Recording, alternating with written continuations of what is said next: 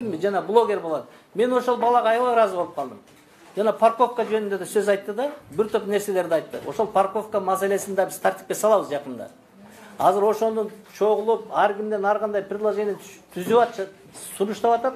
Биз ошону оптимальный вариантын таап, ошол коммерческий организацияларга зыян болбогондой болуп, биздин бюджетке акча түшө тургандай болуп, элдерге удобный болгон маселени карап атабыз. Мен соцсеттерден көрдүм. Ошол бала ошол бир маселени көтөрдү. Жана биологический отходдорду свалкадан көрдүк, бул деген болбойт. Ал бала туура айтып атат негизи. Ошол бала менен биздин мэриянын кызматкерлеринин сүйлөшкөнүн уктум.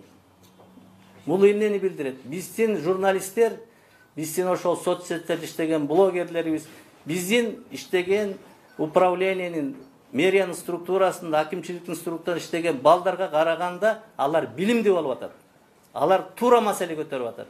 Эгер ошого туура жооп бере албай, ошо туура жыйынтык чыгарбай, туура чечпей жатса, эмне үчүн алардын сунушун биз четке кагышыбыз керек? Аларды угуш керек. Мен ошондой балдарды, ошондой активисттерди, журналисттерди мен колдоймун.